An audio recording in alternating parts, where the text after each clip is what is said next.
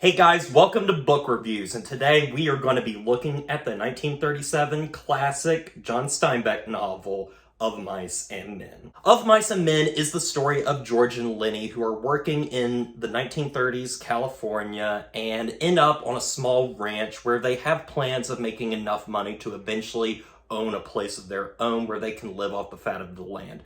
But things start getting in the way of that dream. This book is something that many people my age are definitely familiar with. This is basically required reading for high school students, and that's where I was initially introduced to this book. However, I really didn't get that invested in it at the time. I absolutely love reading.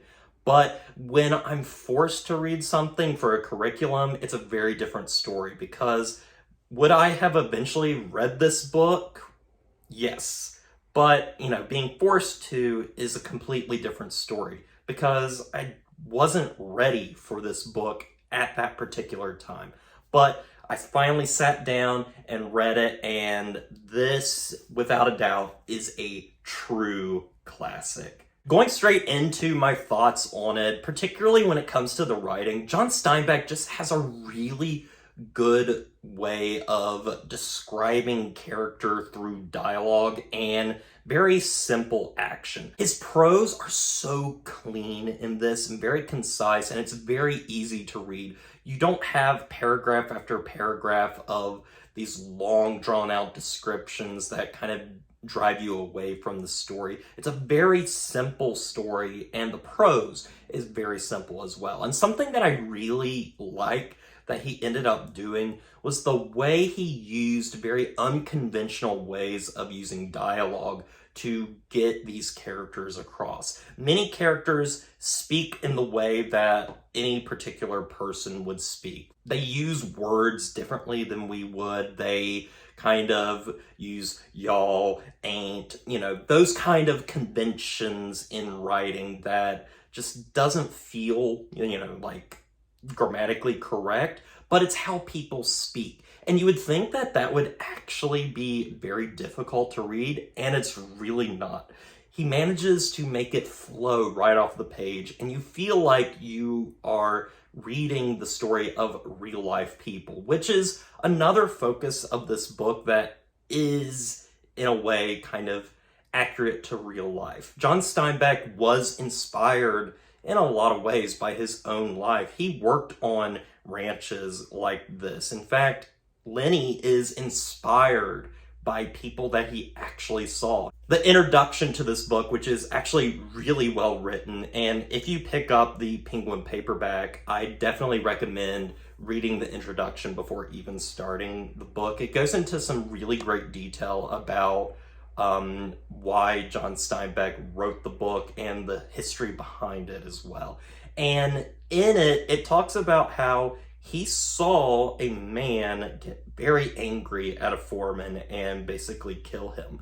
And he saw him do that, and he inspired Lenny in this book. Although Lenny is a far different kind of character than that, not as violent, but still, he was inspired by the things that he saw, and I think that is very telling in this book. Also, what's mentioned in the introduction that I really enjoyed, especially when reading the actual book, was that it was meant to feel like a play. It's very short and it's very dialogue driven, and I think that's where the play aspect of it comes from. In fact, very early on, basically as soon as this was released, there was a play adaptation of it, and they did change a few things here and there. But for the most part, I think Of Mice and Men really does present itself as a play, and it reads like one as well. And I think that's why the dialogue just flows really well. But ultimately, my favorite aspects of the book are when it comes to character and specifically theme. I love the characters in this story, and they feel so authentic. You have George, who is kind of our straight man, and he has to deal with Lenny, who is constantly getting in trouble. And he has this dream, and Lenny just constantly gets in the way of that.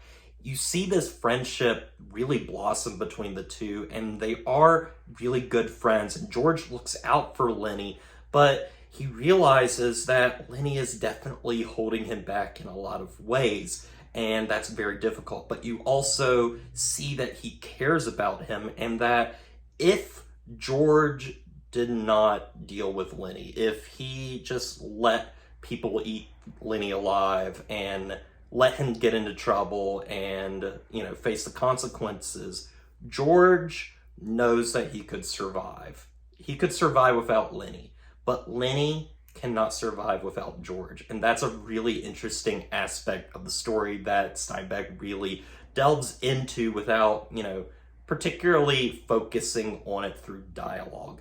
And the character of Lenny is just such a sweetheart. He is just this lovable giant that is just too strong for his own good, and he constantly gets in trouble. Obviously, it's very clear that Lenny has some sort of autism or, disorder that, makes him function differently from others. And I think that John Steinbeck does a really good job of portraying him as a really good person without ever making fun of him.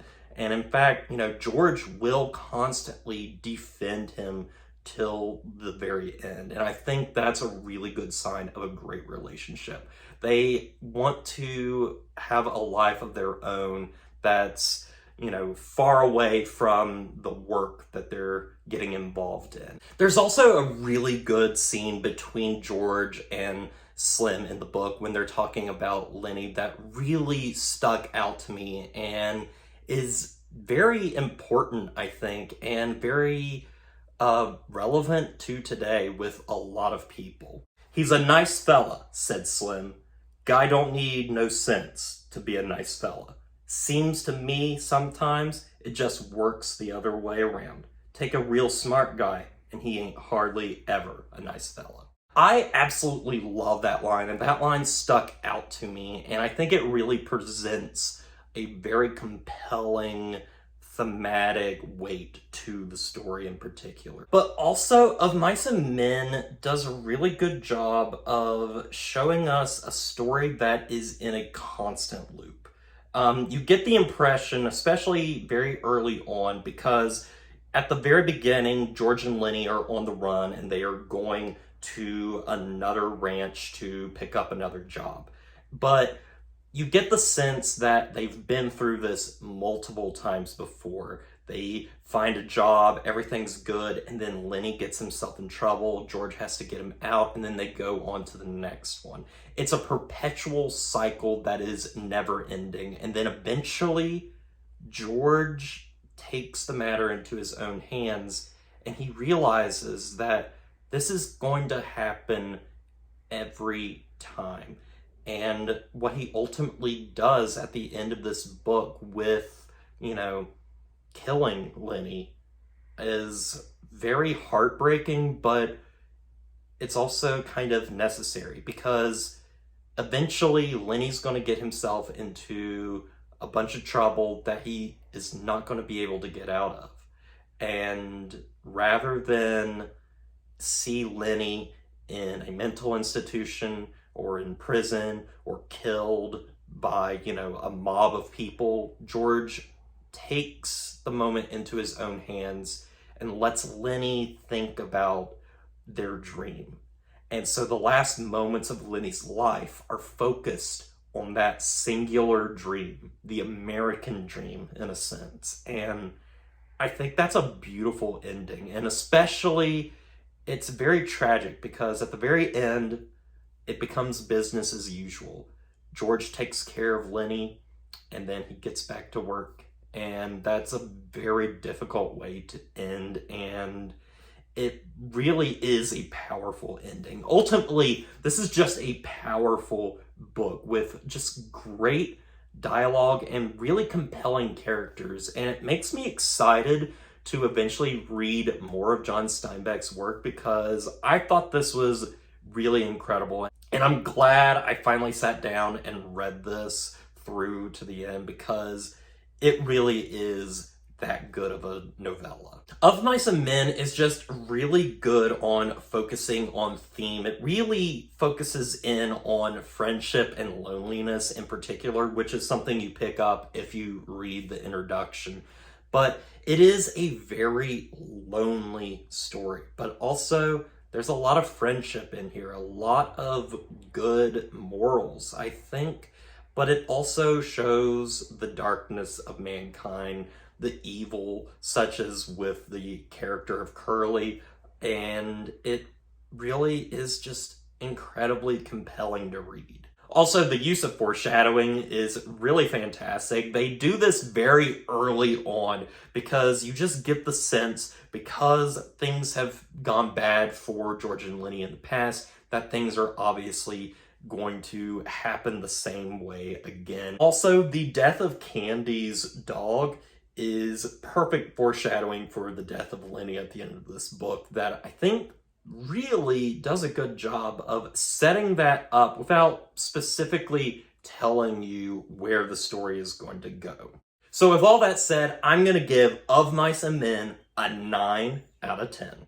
Well, guys, I hope you enjoyed this review, and I definitely recommend, if you have not, or if you did read Of Mice and Men back in high school, I definitely recommend you reading it yet again, because I think, you know, being a little bit older, that you will get a whole lot more out of it this go around. I think it's an absolute classic and definitely worth your time. It's one of my absolute favorites now. But anyway, that's all I got for you guys. So as always, don't forget to like, comment, and subscribe to the channel, and stay positive.